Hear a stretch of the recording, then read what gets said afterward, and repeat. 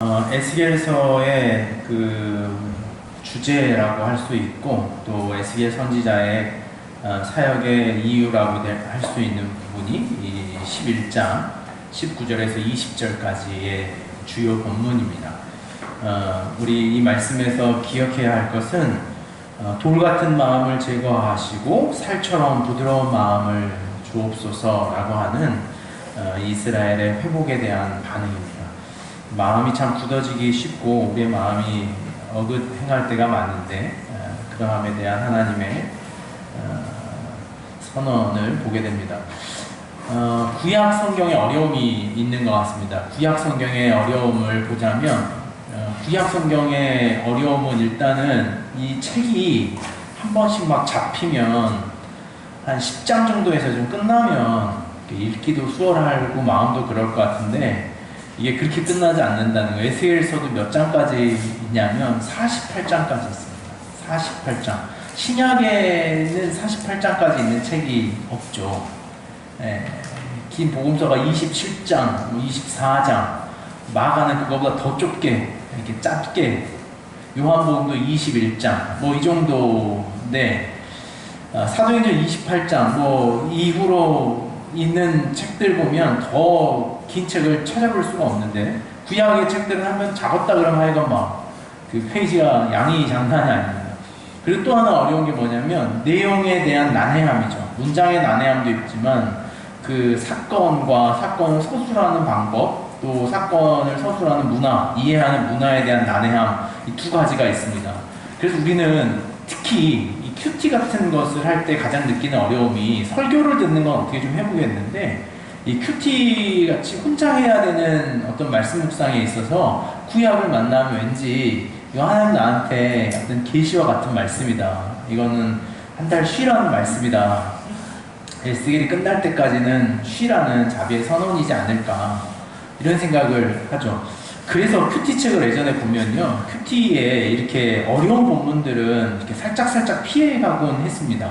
근데 이제 아마 요즘에는 이제 큐티를 만드는 성소 유니온이나 두란노 같은 책들에서 이렇게 책을 빼지 않고 또 어쩌면 이제 자성이 있었던 것 같아요. 이런 구약의 말씀들, 특별히 이제 포로기 이후나 이제 포로기의 역사를 가지고 있는 말씀들을 다루지 않음에 대한 한국교회의 너무 기복적 신앙, 그것들에 대한 반성, 또 자성의 목소리들이 있다 보니까 이런 본문들을 포기하지 않고 독자들로 하여금 또 우리 큐티하는 우리로 하여금 읽게 하는 것 같습니다.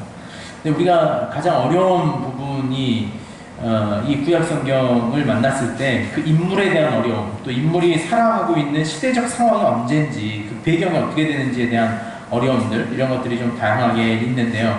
오늘은 어떤 에스겔 한 본문을 가지고 좀 깊게 씨름하는 것보다는 여러분들이 큐티할 수 있도록 저희가 여러분들이 할 수 있도록 가능한 한 오늘 전체적인 1장에서부터 48장까지의 전체적인 개론을 한번 좀 해보고, 그리고 여러분들이 좀 할 수 있는 한 개인적으로 말씀 묵상은 깊게 하시고 그러시면 좋겠다라는 생각을 합니다. 오늘 말씀도 쉽지 않았습니다. 오늘 그 에스겔의 어떤 이상 행동, 그리고 에스겔서를 공부하다가 한 분이 어떤 말씀을 써놓은 걸 봤냐면 에스겔이 정신 이상자가 아니었을까 이런 주제도 있었어요. 그래서 에스겔을 연구하시는 그 분들이, 성서학자들이 에스겔은 약간 정신이 이상했을 수도 있겠다 이런 문장들을 몇 개 빼내는데 오늘 본문이 좀 그래요.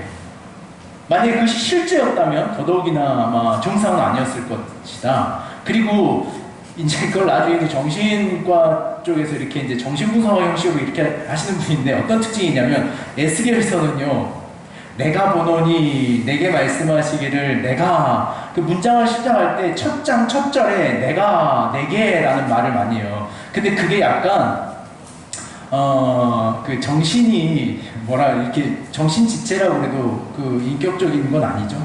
맞나요? 용어가 맞나요? 정신지체? 이런 분들이 주로 사용하는 말들 중에 1인칭으로 한다는 거예요. 1인칭.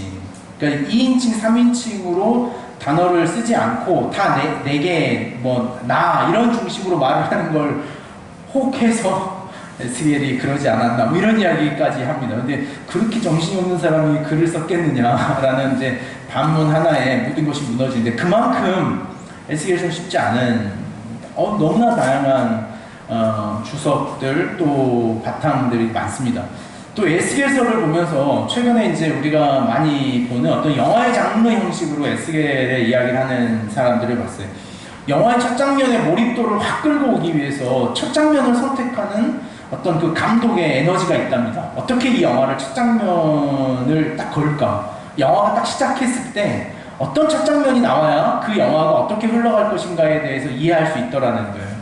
그래서 굉장히 순간적인 몰입도를 끌어들이기 위해서 영화의 첫 장면에 굉장히 파격적인 어떤 뭐 폭발음이든지 아니면은 기이한 영상을 확 보여주거든요. 아니면 이 영화를 굉장히 서정적으로 깊게 끌고 가길 원하면 저 먼 자연이나 그냥 일상의 도심을 크루징하는 걸로 영화가 시작되는데, 에스겔의 첫 장면은 어떻게 시작합니까? 완전히 스펙타클하죠. 처음에 등장하는 이 환상부터 도저히 어떤 환상인지, 내 얼굴이 있는데 왼쪽 오른쪽이 있고 막 난리가 날려있고 거기에 바퀴가 달려있는데 바퀴 속에 눈이 있다는 건지 밖에 눈이 있다는 건지, 이게 내 생명이, 내 생물이 움직일 때 바퀴도 같이 움직인다는 건지 아니면 내 생물마다 바퀴가 따로 달렸다는 건지 이해가 안 되는데 이상한 환상을 보는 거죠. 이게 이제 우리가 이제 에스겔이 가지고 있는 집중력이다 이렇게 말을 해요. 그러니까 그만큼 안 들었다는 거죠. 안 들었다. 이게 에스겔에서 하려고 하는 말인데, 그만큼 하나님의 메시지에 대해서 어떻게 그냥 설교할 때도 그런 게 있습니다. 설교할 때. 그러니까 설교할 때 어떻게 인트로를 시작할 건가요? 그래서 제가 막 윤호전사 찬양 막 하고 있는데 뒤에서 봤을 때 회중들이 정신이 없는 것 같죠. 다 이렇게 몽롱한 상태로 있단 말이에요. 그럼 제가 나왔을 때 아무 말 안 하고 조용히 침묵을 한다든지, 그러니까 그것으로 인하여 어떤 회중을 집중시키는 능력, 그것이 에스겔에 있는 첫 번째 환상인데, 이 환상이 왜 이토록 과격했냐의 깊이만큼 그 시대의 사람들이 하나님의 말씀과 멀리 있었다는 것을 반증하는 것이다 이렇게 말합니다. 그래서 그 환상이 어떤 것이었냐의 문제를 떠나서 그만큼 강한 메시지, 그만큼 아주 기이한 사건 외에는 그들이 관심을 갖지 않았더라. 그러니까 그만큼 하나님의 말씀 앞에 떨어져 있던 시대. 여러분, 하나님의 말씀을 요즘 어떻게 하면은 여러분의 절대적인 사건으로 받아들이시겠습니까? 이수야, 어떻게 하더라? 기독병원 이 천장이 열려지고 막 내 환상이, 내 생물이 희수 막 얼굴 앞에 왔다 갔다 하고 막 이러면, 호남신학대학교에서 막 이렇게 뚜껑이 열려가지고 난 뭐가 나오고, 그러니까 그러지 않고서는 도무지 말씀 앞에 서지 않았던 시대. 그러니까 그만큼 초조했던 시대를 표현하기 위해서 말하는 것이 이 에스겔서가 가지고 있는 특징이라고 말할 수 있다는 거죠.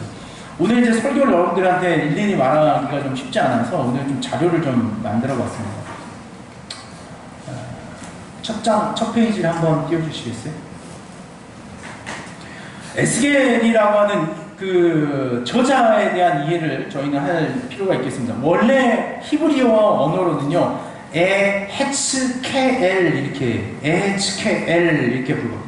그걸 우리는 에스겔이라고 그랬는데, 에헤츠케라고 하는 말은 담대하게 하다, 강하게 하다 이런 말을 가지고 있습니다. 의미를 가지고 있습니다. 뒤에 엘이라고 하는 단어는 뭐냐면 하나님을 상징하는 엘이라는 단어예요. 그래서 이 에스겔이라고 하는 에헤츠케엘이라는 이 이름은요, 여호와께서 강하게 하셨다라는 뜻을 갖습니다. 여호와께서 강하게 하셨다라고 하는 이름의 의미를 가지고 있어요. 우리가 알고 있는 것처럼 에스겔서 1장 1절에서 3절까지의 말씀 우리가 잠깐 보면, 에스겔서 1장 3절 말씀에 갈대아 땅 그발 강가에서 여호와의 말씀이 부시의 아들 제사장 나 에스겔에게 특별히 임하고, 에스겔이라고 하는 이 사람이 어떤 집안 사람인지를 성경은 이렇게 말합니다. 제사장의 가문이더라는 거예요. 제사장의 가문. 제사장의 가문으로서 그가 어디에서 하나님의 말씀이 그에게 임했다라고 말하면 갈대아의 땅 그발 강가에서 이렇게 말합니다.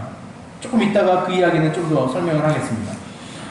에스겔이 태어난 연도를 추정하건대 주전 623년에서 622년으로 에스겔의 출생을 추정합니다. 이 해가 언제냐면 요시아의 성전 개혁, 그러니까 요시아가 요시아가 남유다의 마지막 연대를 끌었던 왕이다. 마지막 왕조의 왕이죠. 요시아 왕의 앞에 있는 왕이 므낫세라는 왕이었습니다. 어떤 왕이었습니까?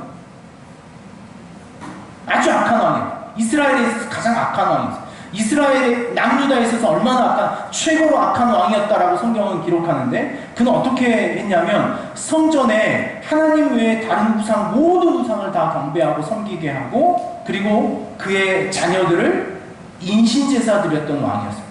그 왕이 대가 끝나고 나서 나왔던 왕이 이 요시아라고 하는 왕이었어요. 다행스럽게도 요시아가 그 왕위를 물려받아서 요시아가 이 성전에서 율법책을 발견하고 하나님 앞에 그 율법책을 통하여서 성전 개혁을 하고 유월절을 다시 회복시키지만, 요시아의 종교개혁은 열왕기하의 기록에 의하면 성공적인 종교개혁은 되지 않았습니다. 성전에서 형식적인 종교개혁으로 머무르고 그것이 개인의 신앙으로 가지 못했다는 것이 이 다음에 있는 요담이라고 하는 왕에 의해서 나와요. 요담이 바로 그 다음의 왕인데, 그 왕이 역시나 므낫세의 대를 이룹니다. 그래서 요담이 그 므낫세의 왕이 저질렀던 악독과 음행과 하나님 앞에 범죄하는 것들을 이스라엘의 성전, 예루살렘 성전에서 뽑아내지 못하고, 그 다음에 요시아가 종교개혁했던 이 요시아의 자녀들이 여호야, 김긴, 그리고 결국에 시드기야까지 이르러서 이스라엘 남유다의 멸망으로 가는 그 길을 요시아가 막지 못했습니다. 에스겔이 언제 태어나냐면 이 요시아의 성전 율법책이 발견되지 1년 전, 아니면 그 해나 그 바로 전해에 이 에스겔이 탄생했을 것이다 라고 말합니다.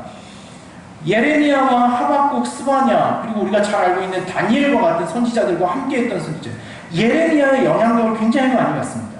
그래서 예레미야에 기록된 문장과 문서의 형식이 그대로 에스겔로 넘어와 있는 것이 많이 있어요. 그래서 예레미야가 남유다의 마지막 왕조에 대하여 하나님의 심판을 선포하고, 예레미야 이야기 우리가 잘 알지 않습니까? 예레미야가 얼마나 별짓을 당합니까? 예루살렘 성에서. 그 예루살렘 성에서 예레미야가 활동하던 것을 에스겔은 직접 듣거나 아니면 포로로 끌려가서 소식으로, 소문으로 듣게 되는 것이 이 에스겔이라고 하는 선지자의 삶이에요. 사진이 좀 작아서 보기가 좀 불편하실지 모르겠지만, 이 에스겔이 살던 원래 땅은 이 유다라고 하는 땅이었습니다. 유다에서부터 포로로, 1차 포로로 끌려가는 주전 605년에 다니엘과 함께 에스겔은 포로로 끌려갑니다.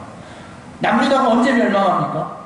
남유다 멸망 시기 주전 586년. 주전 586년에서부터 몇 년 전, 20년 전에, 멸망하기 20년 전에 에스겔은 먼저 포로로 끌려가는 거예요.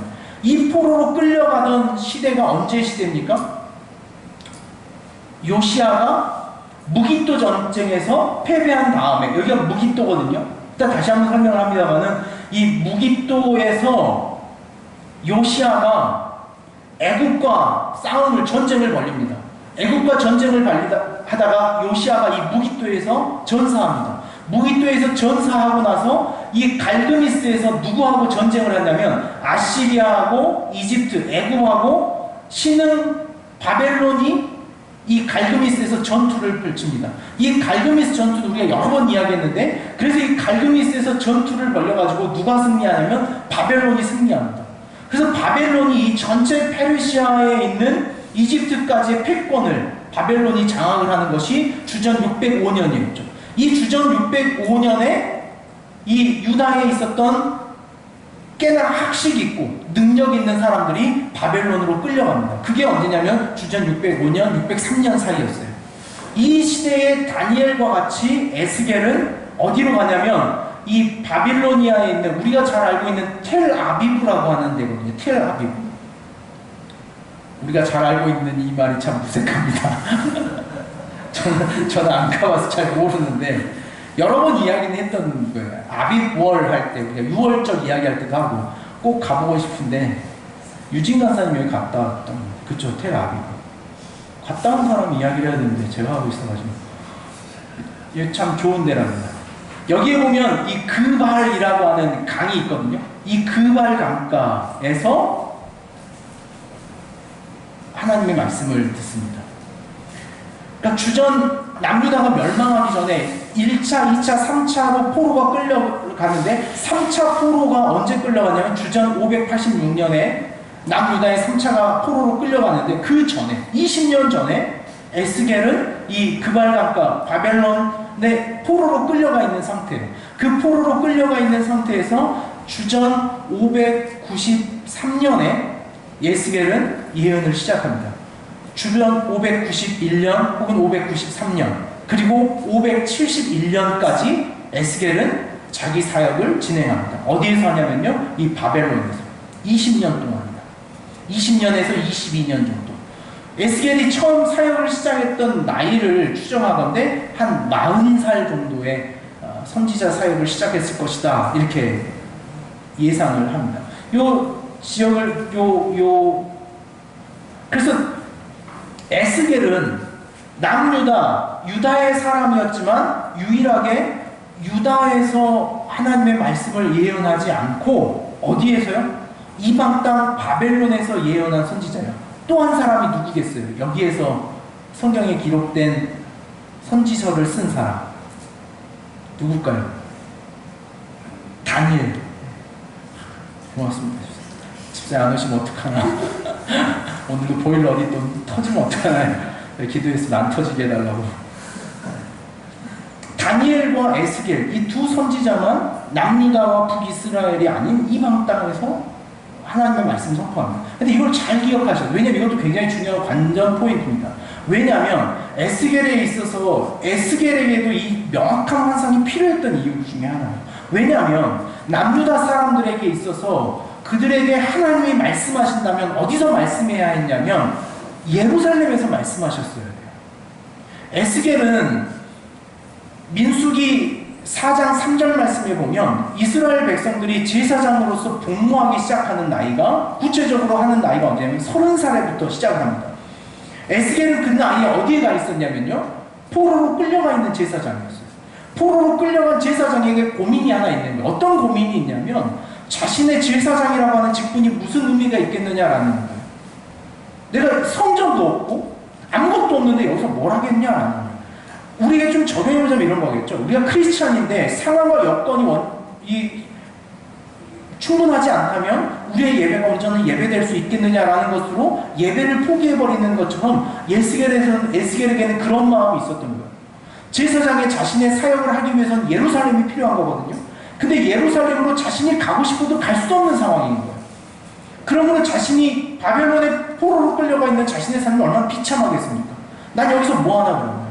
우리의 신앙과 우리의 종교를 인정해주지 않는 바벨론에서 도대체 뭘 할 수 있을까라고 하는 고민을 가지고 있었던 에스겔에게 하나님의 말씀이 임한 거예요. 그러니 그 에스겔이 여기에도 하나님이 말씀하신다, 이곳에서도 하나님과 만날 수 있다라고 하는 사건을 말씀해 주시기 위해서 에스겔에게도 강력한 하나님의 임재가 필요했던 거예요. 그래서 에스겔에 있는 특징이 뭐냐면 하나님의 임재예요. 하나님의 임재. 중요한 선언이. 이런 상황에서도 하나님 임재하시는 거 아니에요. 이러한 상황에서도. 포로로 끌려가 있고 성전이 무너져 있고 오늘 예배가 무너져 있고 제사장으로서의 자기 직무가 이루어지지 않는 이 지점에서도 하나님은 나에게 임재하시는가.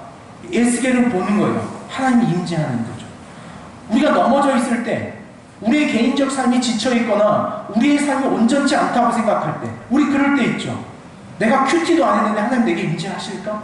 내가 기도도 안 하고 내 신앙이 이런데 주일 예배도 안 드렸는데 하나님 임재하실까? 어떻게 한다고요? 하나님 거기에 임재하신다는 거예요. 에스겔의 환상인 거죠. 그들의 남유다의 신앙은 어디였습니까? 예루살렘이라고 하는 지속한 뿌리가 있었던 거예요. 예루살렘에만 하나님이 일하신다. 하나님이 어디에만 계신다? 예루살렘에만 계신다는 거였어요. 그래서 이 에스겔이 가지고 있는 또 하나의 한 단어를 보자면 하나님의 이동성이라고 표현할 수 있어요. 이동성. 그러니까 하나님은 예루살렘에만 계시는 하나님이 아니라 어디에도 계시는 하나님이다라고 하는 것을 이스라엘에게 선포하는 거예요. 에스겔을 통하여. 남유다의 이 예루살렘 좁은 성전 안에만 하나님이 계시는 것이 아니라 오늘 너희들이 있는 어느 곳에든지 하나님의 성전이 세워질 수 있다 라고 하는 선언이 에스겔에 있는 거예요. 그러니까 이 에스겔은요, 윤호준 선생님 고민했어요. 목사님 단기 선교 가가지고 이 불편한 말씀을 매일 큐티해야 되는 게 정말 너무나 큰 어려움입니다. 거기에 한 답이 여기 있는 거예요. 어떤 답이냐면 우리가 서 있는 그 지점에 교회도 없고 예배드릴 수 있는 악기도 없고 교회라고 하는 간판도 없지만 그곳에 하나님의 성전이 세워질 수 있다는 환상, 그것이 에스겔의 환상인 거예요. 꼭 여기에만 있는 것이 아니라 의미 있는 말씀 아니겠습니까? 에스겔의 환상입니다.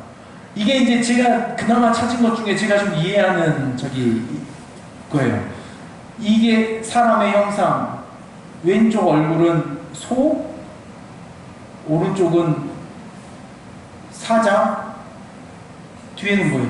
뒤에는 독수리. 독수리는 어떻게 안 보여요. 이게 돌려야 되는데. 근데 이게 정확하게 아니죠. 왜냐하면 왼쪽 얼굴이라고 했으니까. 그럼 어디서부터 왼쪽 얼굴인지 저는 이게 고민되더라고요. 어디서부터가 왼쪽 얼굴입니까? 여러분 생각하기에는. 왼쪽, 오른쪽밖에 없는 거 아닌가요? 왼쪽, 오른쪽 얼굴을 나누면? 그러면 사람 얼굴은 어디까지 있어야 사람 얼굴이 되는 건가? 하여간 뭐 그런 고민 속에서 제가 찾은 그나마의 사진입니다. 에스겔의 말씀에 의한, 그래서 이제 예전에는 좀 더 이렇게 좀 더 과격하게 그렸던 것 같아요. 그리고 바퀴의 모양도 다양합니다. 바퀴가 이 네 생물 위에 각자 네 개인지 아니면 하나가 네 생물과 같이 움직이는지, 이게 첫 장면이고요. 첫 장면. 그러니까 에스겔이 이 첫 장면을 환상으로 보면 에스겔의 마음을 우리가 이해 한번 해봐야 돼요. 여러분, 에스겔의 마음을, 제가 이 말씀 준비하다가 에스겔의 마음을 한번 생각해 봤어요. 이거는 여러분들이 혼란스럽다고 이야기하는데, 말씀 보면서 목사 에스겔에서 너무 어려워요. 너무 이해가 안 되는데, 에스겔은 어땠을까? 여러분, 이게 자고 아침에 일어났는데 이게 갑자기 여러분 얼굴 앞에 보인다고 생각해 보시겠습니까? 이수야, 어떻게 살겠어? 이거 보고? 이거 보고 살겠어? 나는 이거 보고 너무 감당이 안 될 것 같아. 근데 에스겔이 이 첫 장면을 이렇게 보는 거죠. 그만큼 에스겔에게도 하나님의 임재의 명확한 사인. 그러니까 나중에 이제 이 환상을 우리가 잠깐 볼 텐데, 전 좀 이런 생각이 들었습니다. 그래서 이제 뭐 사람의 형상은 뭐다? 하나님의 위엄과 하나님의 주권이다. 손은 뭐냐? 그 당시에 가장 비싼 재물이었다. 그리고 어떤 풍요와 어떤 그런 것들, 농사를 의미한다. 사자는 어떤 용맹스러움, 독수리는 가장 빠르고 가장 높이 나는 새이기 때문에 그 모든 것들이 어떤 하나님의 어떤 속성을 설명하고 있는 것이다. 막 이렇게 이해는 하는데, 저는 그냥 기이한 것쯤으로 봤으면 좋겠다는 생각이 들어요. 제 성경에서 그냥 기이한 것, 아주 놀랄 만한 것, 그게 그럴 수 있나 싶을 만큼 놀라운 것. 그래야만 그 꿈에서 깨어나도 그것이 대체 무엇이었을까라고 고민할 만한 그것이 에스겔의 환상의 표현 아니었을까라는 생각을 저는 해보는 거예요. 에스겔이 그 봤다는 그 환상이 그 강력한 이미지로서 어떤 의미 하나를 해석해가는 것은 우리가 자칫 문자주의적 성서 해석으로 넘어갈 수 있는 오류를 범하지 않을까. 그래서 이 묵시라고 하는 묵시문학의 특징은 우리가 이해를 해야 돼요. 묵시문학의 특징은 그 묵시되어져 있는, 그러니까 감춰져 있는 것에 감춰진 이유가 아니라 그 감춰진 큰 사건, 넓은 사건의 의미의 가치와 이런 것들을 발견해낼 수 있는 것, 그것이 묵시문학의 특징이자 의미더라는 거죠. 다음 보면 이 에스겔이 살았던 시대적 상황입니다. 좀 전에 조금 설명했었는데, 아수르의 세력이 쇠퇴하고 애굽 역시 아수르의 멍에로부터 점점 벗어나고 있던 시대에 이 국제정세가 매우 요동치던 시대에 에스겔은 사역을 합니다. 주요 사역지가 아까 봤던 그발강가 텔아비브 지역이었습니다. 이방 땅이었죠. 상황과 여건이 여러 가지로 어떤 시기였냐면 매우 급반하는 혼란한 시기였습니다. 국제정세가 오늘 우리 시대 같은 거죠. 막 남북한이 막 가까워지고, 어땠습니까? 뭐 지지난달에는 미국 대통령이 역사상 처음으로 북한 땅을 직접 밟아서 정상회담을 1차, 2차 연결해 가기도 하고, 막 그러고 있는 시점에 미국과 중국이 막 무역 정쟁을 막 하고 있던 지점에 이게 무슨 일인가 했더니 갑자기 일본이 우리나라한테 무역 정쟁을 걸어오는 막 이 지점에 여러분 중에 한 분이 이 네 생물을 보게 될 줄 어떻게 알겠습니까? 보신다면 꼭 깊이 묵상하십시오. 주전 593년부터 571년까지 최소 22년 이 에스겔은 사역을 감당합니다. 유다왕 여호야긴이 포로가 된 지 5년째 되는 해였습니다. 주전 592년이라고 성경 기록하죠. 우리 에스겔서 1장 2절 말씀에 보면 여호야긴 왕이 사로잡힌 지 5년 그달 초 닷새에 이렇게 말합니다. 40세 사역을 시작한 것으로 추정합니다. 에스겔서가 가지고 있는 어떤 특징들을 좀 보자고 했습니다. 에스겔서는요 매우 구체적인 연도와 시간을 기록합니다. 그것이 언젠지. 그래서 1장 1절 말씀도 한번 보시겠어요? 에스겔서 1장 1절.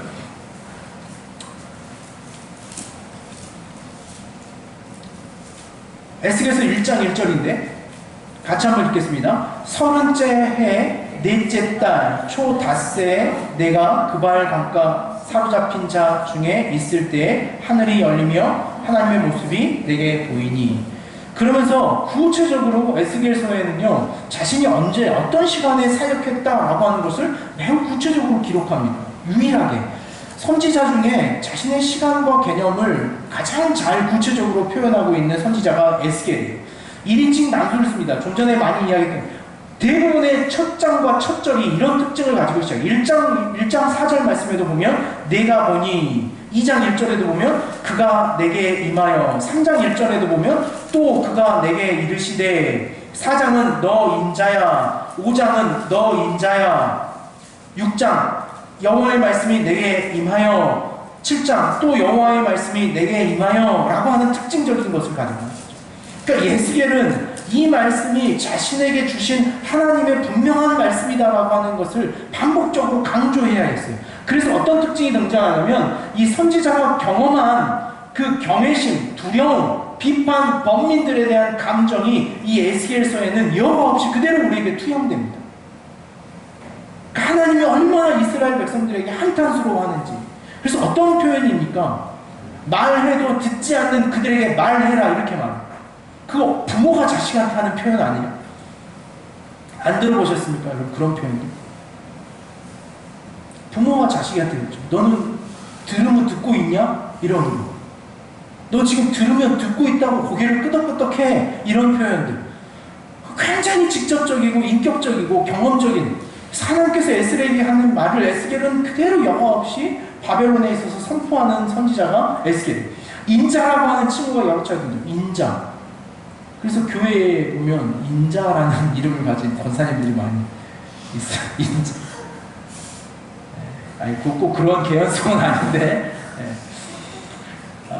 벤이라고 하는 단어와 아담이라고 하는 두 단어의 합성어입니다. 벤, 아담. 사람이라고 하는 아담이라고 하는 보통 명사에 벤이라고 하는 아들이 붙어 있어요. 그래서 사람의 아들 이런 말, 사람의 아들. 인자야, 이 사람의 아들 인자야라고 부르는 하나님의 의도가 있습니다. 뭐냐면 환상 속에서 본 하나님의 영광 및 능력과 인간의 연약함을 비교시키기 위해서요. 어떤 말이냐면 어떻게 그 크신 하나님께서 인간과 말씀하시겠는가라고 하는 사건을 자신을 통하여 드러내고자 했던 거예요. 인자야라는 거. 그러니까 그 크신 하나님, 이스라엘에게 있어서 하나님은 너무나 큰 존재, 신적인 존재였는데 그 신적인 존재가 사람과, 나와 같은 사람과 대화하시는구나 라고 하는 것을 드러내기 위해서 에스겔은 인자야 라고 하는 표현을 그대로 사용합니다. 부족한 인간이 하나님의 영광을 누리는 것에 대한 신비를 말하고자 하는 이런 이 문장의 구조를 통해서 인자야 라고 하는 것을. 그러니까 오늘 우리는 그러나 이런 신비감에서 좀 사라져 있죠. 하나님이 나에게 직접 말한다는 것에 대한 신비가 어떻게 그 거룩하신 분이 나와 말씀하실 수 있을까라는 거죠. 그러나 이 구약의 선지자였던 에스겔은 그것이 자신에게 삶에 있어서 굉장히 놀라운 사건이었던 거예요. 하나님이 어떻게 나 같은 존재와 말씀하시지? 하나님이 어떻게 포로로 끌려와 있는 우리와 같은 나와 같은 인간과 직접 말씀하실까라고 하는 것에 대한 신기함이 있었던 것이 이 에스겔이 가지고 있었던 자신의 신앙의 고백이었습니다. 시대적 상황을 잘 보면 아시리아가 이제 멸망하고 바벨론이 부상하는 시기였습니다. 애굽이 예루살렘을 통치하는 주전 609년에 갈그미스 전투가 일어나고 애굽과 아수르가 바벨론에 의해서 패배하는 것이 주전 605년이었죠. 다니엘과 같은 수많은 지도자들이 바벨론으로 포로로 끌려간 해가 주전 603년이었습니다. 그걸 연도로 좀 표시하면 이렇습니다. 무기토 전쟁. 이 무기토 전쟁에서 요시야 왕이 애굽이 이 아수르로 침략하기 위해서 올라가던 것을 중간에 남유다가 무기토에서 싸움이 납니다. 하나님께서 그 요시야에게 이 싸움을 붙지 말라고 그냥 바로 그냥 항복해라 라고 하는데 요시야가 하나님의 말씀 듣지 않고 이 전쟁에 참여합니다. 그 자리에서 하나님께서 요시야를 심판하시죠. 무기토 전쟁에 의해서 이 애굽이 예루살렘을 통치하게 됩니다. 갈드메스 전쟁이 일어났는데 이때 애굽이 아수르와 먼저 싸우는데 거기에 바벨론이 참여합니다. 그래서 바벨론이 아수르와 애굽을 모두 승리하고 바벨론이 패권을 장악하죠. 1차 포로송이 일어납니다. 바벨론에 의해서 일어나는데 다니엘과 그의 친구들이 끌려갑니다. 이때 같이 수많은 이스라엘의 영적 지도자들, 뛰어난 사람들, 학적으로 그리고 어떤 경제적으로 젊은이들을 끌고 가죠. 597년에 2차 포로 이송이 일어나는데 여호야긴과 에스겔이 포로로 끌려가는 지점이 등장합니다. 그리고 나서 주전 593년에 에스겔은 바벨론에서 자신의 선지자로서의 부르심을 받게 되는 거죠. 주전 586년 누굽니까? 마지막 남유다의 왕 시드기야 때 결국에 3차 포로 귀환으로 끌려가죠. 포로로 끌려가죠. 그리고 포로 귀환도 1차, 2차, 3차에서 포로가 귀환됩니다. 정치적인 상황인데요. 이 므낫세 왕이 가장 폐역한 왕이었죠. 므낫세 왕 다음에 요담이라고 하는 왕이 있었는데 그게 사라지고 말았습니다. 요시야, 여호야스, 여호야긴, 시드기야까지 바벨론이 패권을 장악하고 그리고 그 전에는 애굽이 패권을 장악했던 시대가 이 에스겔이 사역했던 시대입니다. 국제 정세가 요동치고 자신의 삶의 위치 자체도 온전하지 않고 쉽지 않았던 시대를 살아갑니다. 사회적 상황을 보자면 바벨론에는 대부분의 유다 포로들이 거주하고 있었어요. 어떤 사람들이냐면 엘리트 사람들. 우리가 이 이야기 자주 했습니다. 이제 뭐 여러분들이 여러 번 들어서 이해할 것 같아요. 흩어진 유다 백성들 어디로 흩어졌다 그랬습니까? 흩어진 바벨론으로 그리고 예루살렘에 남은 사람들 그리고 어디로? 애굽으로 도망간 사람들. 그래서 이 유다의 사람들이 세 곳으로 흩어져 있었던 시대가 남유다의 멸망 시기였던 거죠. 이 포로로 끌려갔던 시대에 오늘 우리가 볼 수 있는 것이 특징이에요. 그 당시에 이스라엘 백성들이 어떤 특징을 가지고 있었냐면 자만과 영적인 착각에 빠져 있었어요. 어떤 자만심이 있었냐면 하나님께서 우리 백성들에 대하여 다시 예루살렘으로 돌아가게 할 것이다 라는 자만심이 있었어요. 근데 그들의 자만심 중에 어떤 게 있었냐면 바벨론의 포로로 끌려와 있던 사람들은 사회적으로 어떤 사람들이라고 했습니까? 지식인들. 예루살렘에서 어떤 사람이었냐면 굉장히 권세를 누리던 사람들이 바벨론으로 다 끌려갔어요. 그러다 보니까 바벨론의 포로 공동체는 어떤 형식을 가지고 있었냐면 그들이 가지고 있었던 기득권을 다시 언젠간 회복해야겠다라고 하는 욕망에만 빠져 있었어요. 무엇이 잘못됐는지 무엇이 어긋났는지 알지 못한 채. 그래서 그들에게 그 시기에 썼던 성경이 어떤 책이라고 했습니까? 이 시기에 써졌던 역사서가 이 시대에 써졌던 역사서 네? 이 시기에 썼던 역사서가 네? 뭐라고들 하는데 사역가보다 막 이렇게 들려줘야 돼. 별로 구성스럽지 않은데 열왕기서죠. 열왕기서가 이 시대에 써요. 우리가 왜 여기 와 있는가? 근데 이제 열왕기와 이 에스겔은 미묘하게 교차합니다. 어떻게 교차하냐면 열왕기의 역사서가 뭘 우리가 이야기한다고 자주 그랬습니까? 역사의 반증을 통하여 우리가 왜 이 지경에 있는지 과거의 조상들의 과오를 밝히는 것이 열왕기서였어요. 근데 그 열왕기서의 역사를 기록하면서 이 바벨론의 포로로 끌려가 있던 사람들이 빠졌던 영적 교만이 뭐냐면 그것은 과거의 역사의 문제이지 오늘 우리는 제정신이다라는 착각에 빠져 있었어요. 예를 들어서 지금 우리 같은 거죠. 어떤 마음이냐면 오늘 우리 한국 교회의 신앙과 오늘 우리 시대의 이 모습이 과거의 역사의 유물일 뿐이지 오늘 나의 신앙은 문제가 없다라는 영적 자만, 영적 착각, 교만. 그것이 바벨론의 포로로 끌려가 있던 사람들의 특징들이었어요. 에스겔이 선포하는 것은요, 그 역사의 과거, 그 과거의 책임으로만 약간 우리식으로 말하면 이런 거죠. 오늘 내가 이렇게 살아가고 있는 것을 자꾸 과거의 문제에 던져내고 있는 우리의 잘못된 습관들, 내 살아온 환경, 내가 경험한 어떤 것으로 인하여 지금이 이렇다라는 것으로 자꾸 과거의 오늘을 살아가려고 하는 사람들에게 에스겔은 정확한 말씀을 주는 거예요. 지금의 네가 문제다는 거예요. 지금의 너. 예를 들어서 이런 겁니다. 과거의 어떤 문제와 어떤 죄의식 때문에 지금 그 죄의 문제에 자기 자신을 빠져나오려고 하지 않고 그 습관을 고치지 않으려고 하는 사람에게 있어서 그런 거예요. 과거의 문제는 필요하고 지금 그 자리에서 빠져나와라. 지금 정신 차려라, 그거예요. 우리는 그럴 때가 많죠. 뭔가 지금에 잘 안 되고 있는 상황을 과거에 책임을 넘겨버리려고 하는 거죠. 그러면서 어떻게 하는 거예요? 지금의 자신의 삶을 바꾸려고 하는 의지가 없는 사람들. 한국교회 이전의 문제이기 때문에 난 지금 교회를 떠나, 교회 다니지 않겠어라고 하는 것으로 지금의 신앙을, 자신의 부모님들이 살아온 신앙의 모습들을 바라보며 나는 그런 교회는 안 가겠어, 나는 그런 교회는 의미 없다고 봐 라고 하는 것으로 자신의 오늘의 신앙에 대해서는 조금도 도전하지 않는 사람들에게 주는 말이 이 에스겔이에요. 그래서 에스겔이 그러는 거예요. 그 견고한 자만심, 그 교만을 깨기 위해서 에스겔은 반복적으로 환상과 자신들의 이상 행위를 통하여 에스겔은 그것을 돌파하려고 합니다. 어떻게까지 합니까? 인본을 막 사용해서 하나님의 그 자리에서 어떻게 하겠냐는 거예요. 빠져나와야 될 것 같냐? 아니라는 거예요.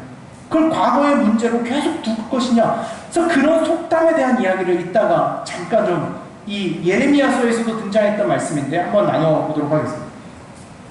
에스겔의 메시지를 조롱합니다. 12장 말씀 한번 볼까요? 12장, 에스겔서 12장. 마침 몸도 좀 그러니까 12장.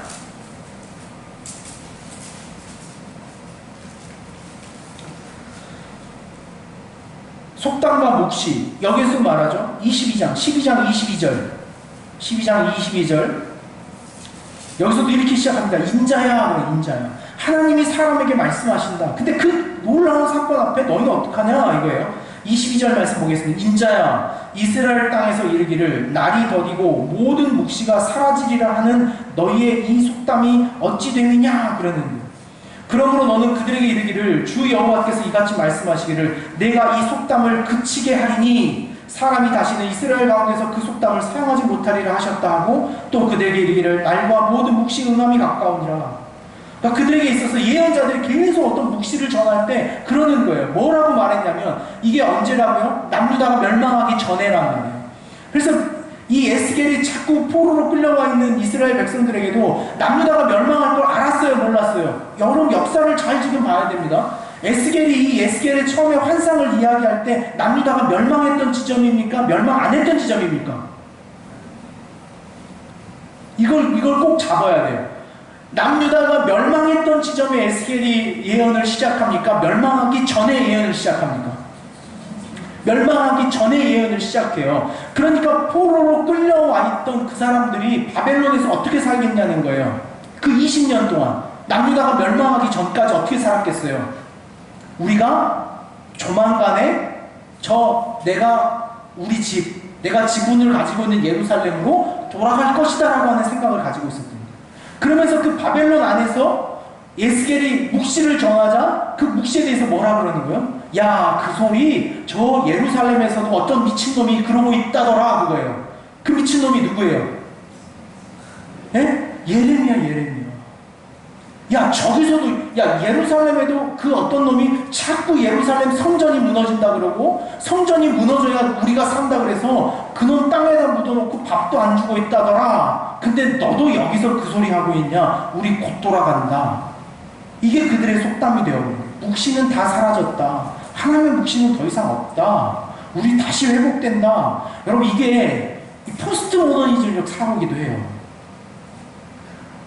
그냥 포스트 모더니즘이 어떤 사조였냐면 계몽주의가 넘어오면서 인간을 계몽시키면 뭔가 도덕적인 가치를 배우면 인간이 착한 사람이 될 것이다 라고 하는 것이 계몽주의였거든요.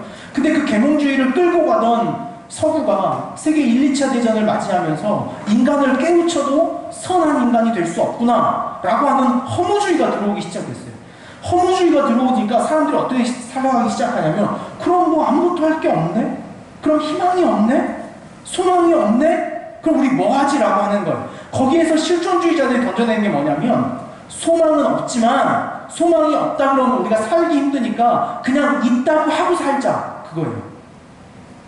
그게 긍정의 힘이라고 하는 이 한간에 지금 미국에서 유행했던 한 목회 유형이기도 해요. 긍정의 힘. 긍정이 뭔지 모르지만 된다고 생각하자.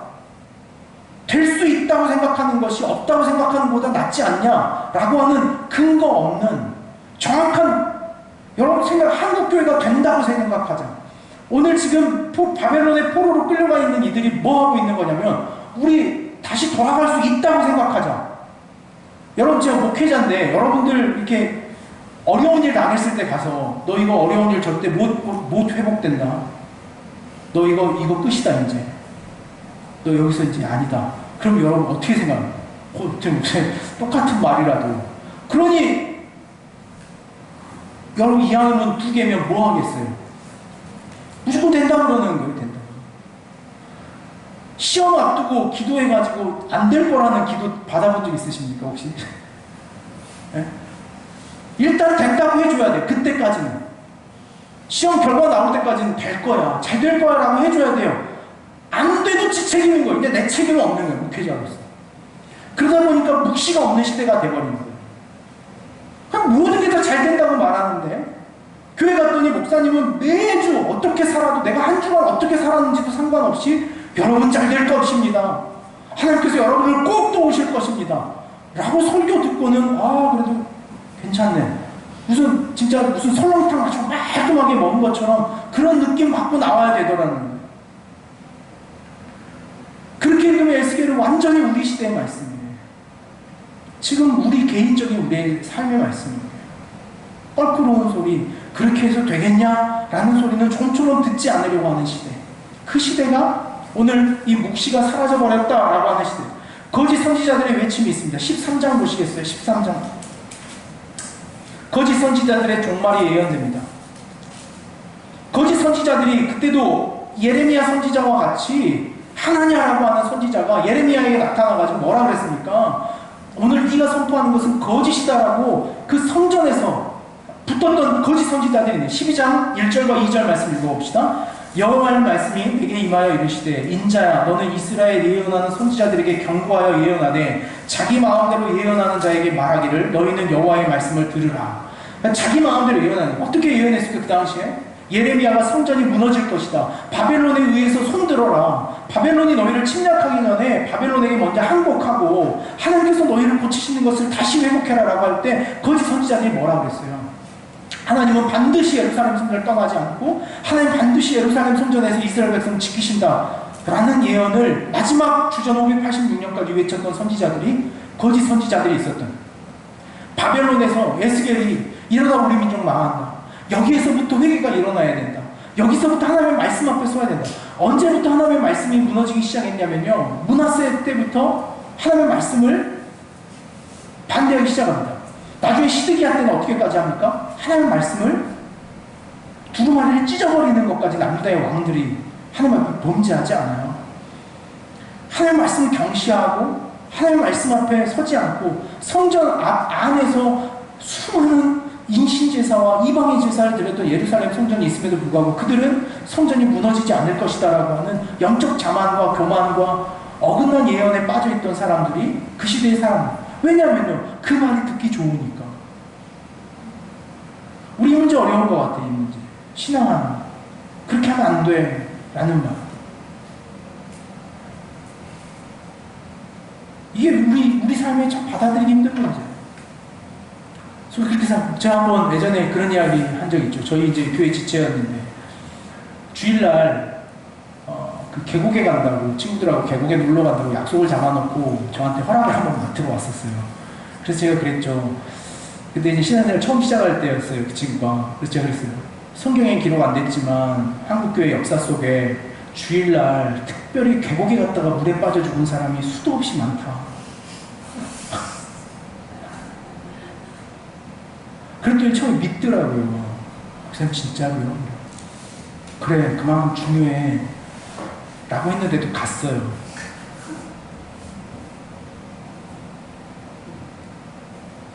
그래, 잘 갔다 와라 해야 되는지, 그러니까 죽는다 해야 되는 건지. 그래도 오늘 우리 시대는 갈 교회가 너무 많아요. 그렇죠? 여기 아니어도 갈 데가 너무 많아요. 그건 이제 저희의 문제죠. 저희의 문제. 그저 오면 환대해 주는 것. 어려운 시대가 아닌가. 무엇을 어떻게, 우리는 그 인간적 커넥션. 근데 그래야 또 나중에 어떻게 붙잡지 않겠냐라고 하는 그 어떤 미묘한, 그게 자녀 교육에서도 나오거든요. 수용과 거절. 그 무슨 책 같은 소리예요. 수용과 거절을 어떻게 합니까? 가능합니까, 그게? 수용과 거절. 이걸 자녀 교육하면서 그걸 적절히 해야 된다는 거예요. 그게 제일 어려운 거 아니겠어요? 그게 인간의 악함이 아닌가 라는 생각을 해보는 거죠.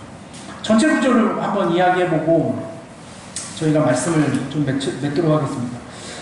에스겔서의 전체 구조는요, 1장에서 22장까지는 하나님의 심판의 말씀이 계속해서 등장합니다. 보면요, 하나님의 이 네 생물의 환상이 먼저 등장을 해요. 근데 네 생물의 환상이 등장했다가 언제 사라지냐면 이 심판에 맞춰서 사라집니다. 그리고 나서 회복할 때에 그 성전의 영광이 다시 돌아오는 것을 경험해요. 그러니까 성전에서부터 떠난 하나님이 다시 성전으로 돌아올 것이다 라고 하는 것이 에스겔의 전체 이야기예요.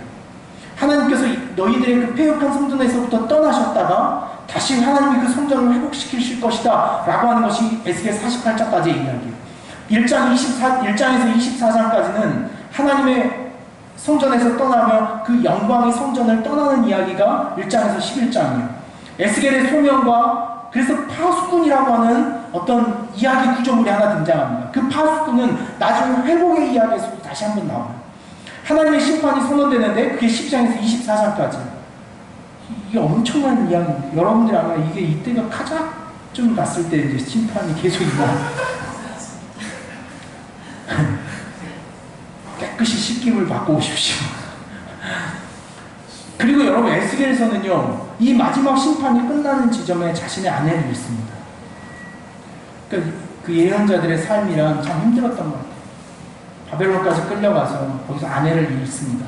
그리고 나서 열방에 대한 하나님의 말씀이 선포돼요. 암몬, 모압, 에돔, 블레셋, 두로, 시돈, 애굽. 그래서 이 에스겔을 통하여 말씀하시는 것은 하나님께서 이스라엘 이 한 민족만의 하나님이 아닌 모든 열방의 주권자이시다 라고 하는 것을 보여주는 것이 이 에스겔서가 가지고 있는 하나의 특징이기도 하죠. 33장에서 48장까지는 회복이 있습니다. 이 회복 사건에 있어서 우리가 알고 있는 환상의 이야기가 또 하나 있죠. 어떤 환상입니까? 이때 나오는 유명한 환상. 37장 나름뼈들의 환상. 그게 성전의 회복을 의미하는 거예요. 성전의 회복. 그래서 이 에스겔에 있어서 환상의 이야기가 뒤에 좀 정리해놨는데 한번 그거는 다음 수요일날 에스겔의 환상에 대한 이야기를 한번 해보고 오늘 말씀을 좀 맺으면서 제가 이제 특별히 좀 준비를 하나 해놨어요. 윤호 선수 저 뒤에 그 시큼한 게 하나 있죠. 아이셔. 그거 하나씩 좀 나눠줘보세요. 오늘 말씀 끝내면서 아이셔 하나씩 나눠드리고 설교 시간에 아이셔 나눠주는 하나씩 받으신 분은 까서 드십시오. 드셔도 됩니다. 이게 오늘 그 설교의 중에 하나입니다. 우리 이영지 자매님 신거 잘 못 먹는데 드세요. 드셔보세요. 그래야 이 말씀을 볼 수가 있어요. 나는 이제 말해야 되니까 나 끝나고 먹을게. 드셔도 빨리. 빨리 먹어. 왜 안 먹어? 없어. 여기 앞에 하나 있어. 드셔보세요. 자, 그걸 드시면서 18장 에스겔 18장 1절에서 2절까지의 말씀을 한번 보십시오.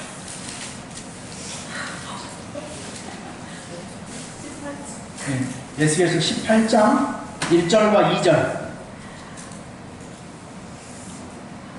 용지 잘 참네. 어? 못 먹었다고? 안 씹었다고? 꼭 어쩔 거예요. 씹어야지. 자, 씹으셨어요, 다? 이거 읽으려면 씹어야 될 텐데. 자, 18장 1절에서 2절까지 한번 같이 읽겠습니다. 시작.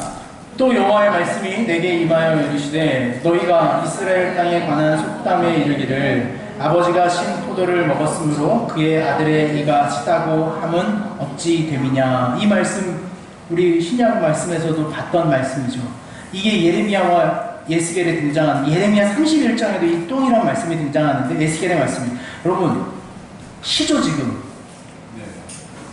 그거 여러분 아버지가 먹어서 여러분 십니까 지금? 왜 십니까? 내가 먹어서. 이게 에스겔이 하는 선언이에요. 너희의 죄로 인하여 당하는 벌이다. 너희의 죄. 그러게 너무 가혹합니까? 여러분의 죄로 인하여 당하는. 당시에 이런 소문이, 이게 있었던 거예요. 어떤 속담이 있었냐면, 오늘 우리가 이렇게 되어 있는 것은 우리의 부모로 그것이 열왕기 역사의 잘못된 해석이었어요. 그들이 열왕기서를 역사를 읽으면서 자신들의 문제로 보지 않고 그것을 부모의 문제, 이전의 문제, 과거의 문제로 이야기하며 오늘의 자신의 삶을 회복시키지 못하는 이스라엘 백성들, 그 바벨론의 포로의 사람들에게 오늘 에스겔이 하는 말이에요. 너희들 속담 중에 부모가 신 포도를 먹어 너희의 이가 시다 라고 하는 속담이 유행처럼 있는데, 그러면서 바벨론에 있던 사람들이 포로로 끌려가서 어떻게 살았냐면요, 제가 이제 고대 근동의 역사를 오늘 좀 봤더니 바벨론에 1차로 포로로 끌려갔던 사람들은 바벨론에 있었던 온갖 향락과 유흥과 바벨론의 무한화를 즐기며 살았대요. 수많은 우상 숭배와 그 당시에 있었던 바벨론에 있었던 수많은 어떤 그 음행들을 다 즐기면서 살아왔대요. 기회다. 이거 웬 떡이냐라는 식으로. 그러면서 이렇게 살아서 되겠냐라고 물을 때마다 그들이 그렇게 대답했대요. 왜? 우리가 뭘 잘못했는데? 우리 부모가 나라를 빼앗겨서 지금 내가 이렇게 살아가고 있는데 내가 뭐. 마치 우리 사회가 일제강점기 때 그 기회를 틈타서 일본 사회에 덧입어 자신의 삶을 오히려 더 매국했던 사람들의 특징들처럼 에스겔이 말하는 거예요. 아니다. 지금 너희의 죄다. 지금 너희의 삶의 문제다. 오늘 너희의 삶의 그 자리를 개혁해라. 오늘 너의 삶의 자리를 하나님 앞에 다시 세워라. 그래야 회복이 이루어질 수 있다. 하나님 그거 원하신다. 하나님 그것 때문에 오늘 이와 같이 말씀하신다 라고 하는 것을 선포하는 것이 에스겔서가 가지고 있는 가장 중요한 주제예요. 여러분들 이 에스겔서 보면서 환상이나 이런 것들이 좀 어렵겠지만, 그리고 1장에서 24장까지요 똑같은 심판이에요. 계속 심판입니다. 당분간 여러분들이 얼굴 표정이 펴질 일이 없을 거예요. 심판. 그럴 때마다 여러분 꼭 회개하십시오. 그러나 하나님 이게 제 문제입니다. 저의 연약함입니다. 아 오늘 또 이러네. 아니에요. 그것이 우리의 교만이에요. 교만. 또 읽을 때마다 하나님 그렇습니다. 제가 이 모양입니다. 지금 하나님 저를 고치십시오 라는 태도로 에스겔서를 묵상한다면 반드시 여러분 안에 그 문장의 난해함을 뛰어넘는 은혜와 경험이 임재할 것으로 믿도 의심치 않습니다. 하나님의 임재 그리고 하나님의 그 경험에 대한 선포가 많이 있는 게 이 에스겔서예요. 에스겔서를 읽으시면서 오늘 여러분의 삶의 자리를 고치시는 하나님, 정말 삶의 구체적인 것들을 회개하고 돌아서는 저와 여러분이 될 수 있기를 주의 이름 축원합니다. 자, 기도하겠습니다.